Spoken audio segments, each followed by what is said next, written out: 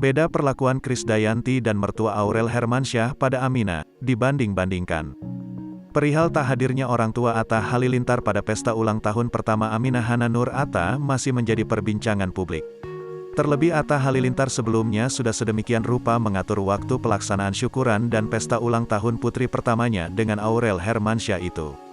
Tak sedikit warganet yang membandingkan sikap orang tua Atta Halilintar, Lenggogeni Faruk dan Halilintar Anofil Asmit dengan orang tua Aurel Hermansyah.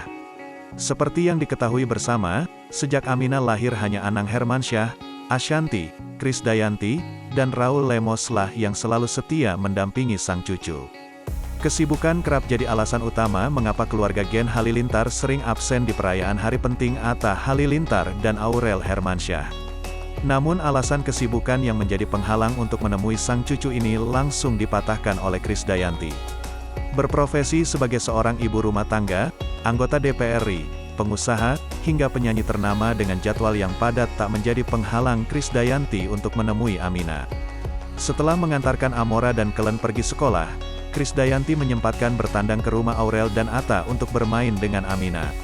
Istri Raul Lemos tersebut bahkan membawakan Aminah beberapa kelinci peliharaannya dari rumah.